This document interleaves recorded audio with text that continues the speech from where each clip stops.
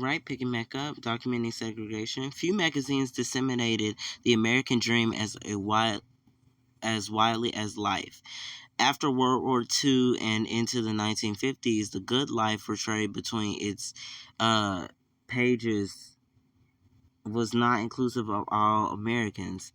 In the era of segregation, the images in Life were viewed as intended for whites alone. Parks proposed a story to his editors to address this, but it was never published. He wanted to represent ordinary African Americans by doing a cover story about school segregation.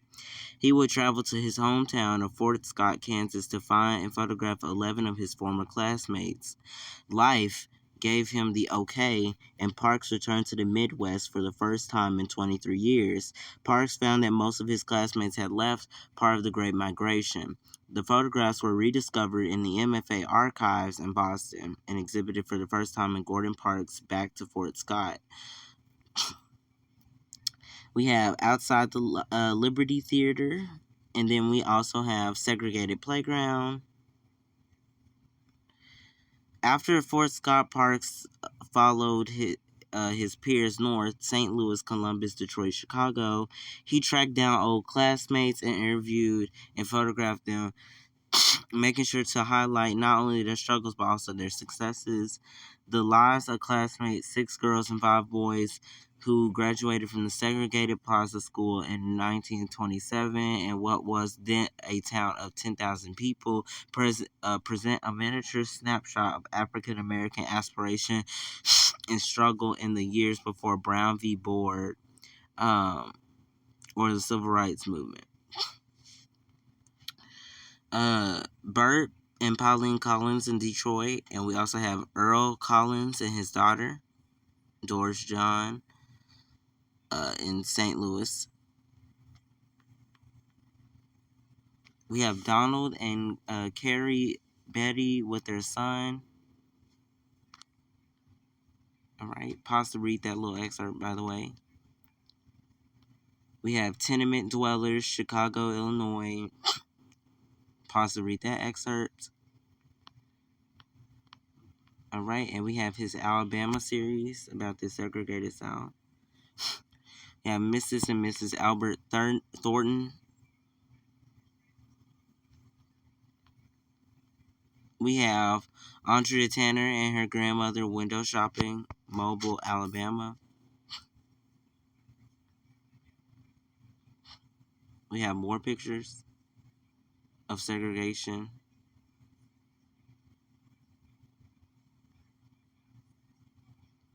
We have these as well.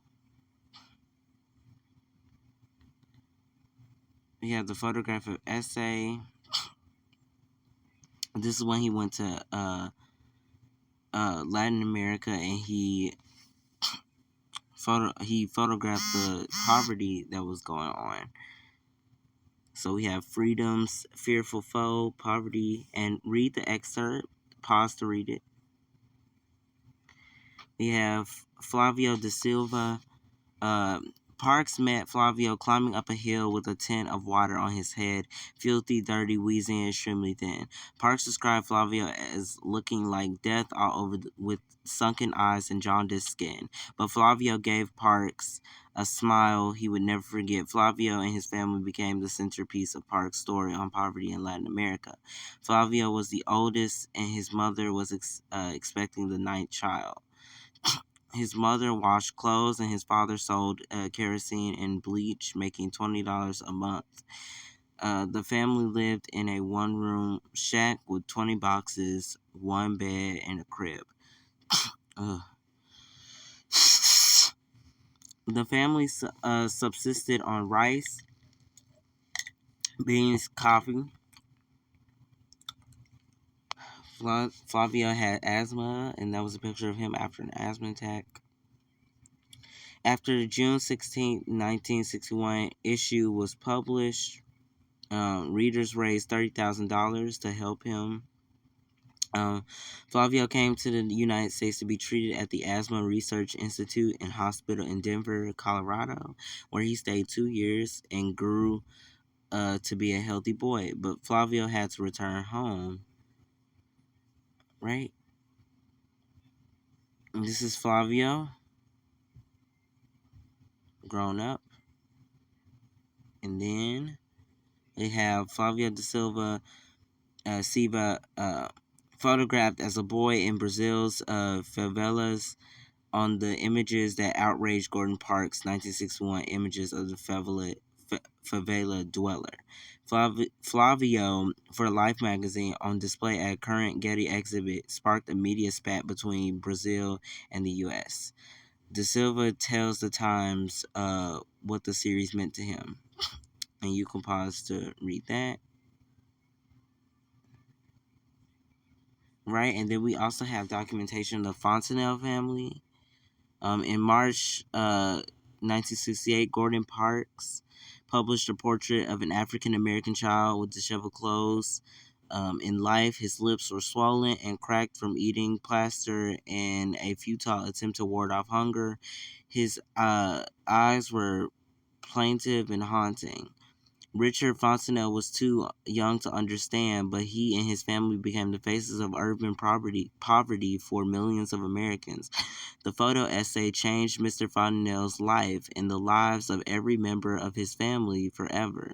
It sparked in him a desire to succeed in a lifelong friendship with Mr. Parks.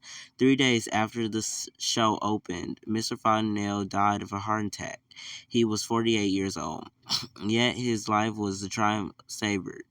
Of the 8 Fontenelle children who appeared in a Harlem family, he was the only one who lived past his 30th birthday and built a stable family life. He gave much of the credit for his success to his mother and to Mr. Parks, who became a father figure to him. We have a picture, right, of the family. We have more pictures. We have more. These as well. This as well. These two. These. And these. And these. Devastated by the episode, the family began what seemed to be an inevitable decline as AIDS and the streets claimed the lives of one child after another. Yet Richard escaped his siblings' fate. His widow, Michelle, said that his success was because of his belief in himself, his mother's support, and his enduring relationship with Mr. Parks. At the time of his death, he had achieved middle-class success. The father of 4 children, he was married to his wife for 21 years. He had been employed by Columbia University for 23 years, having worked his way up from porter to maintenance supervisor. He composed music and ran a recording studio in his spare time.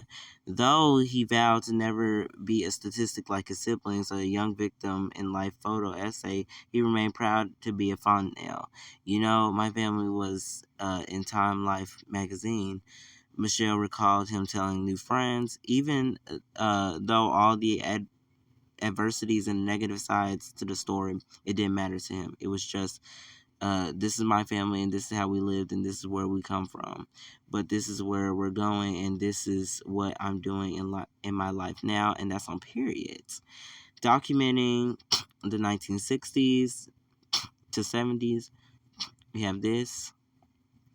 Have Black Muslims began documenting the growing militancy among blacks. Parks initiated contact with the Black Muslims and the Black Panthers.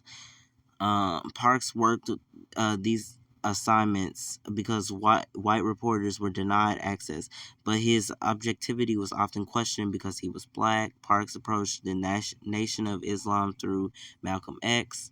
Elijah Muhammad, the messenger, gave Parks his blessing to access all the rituals within the group.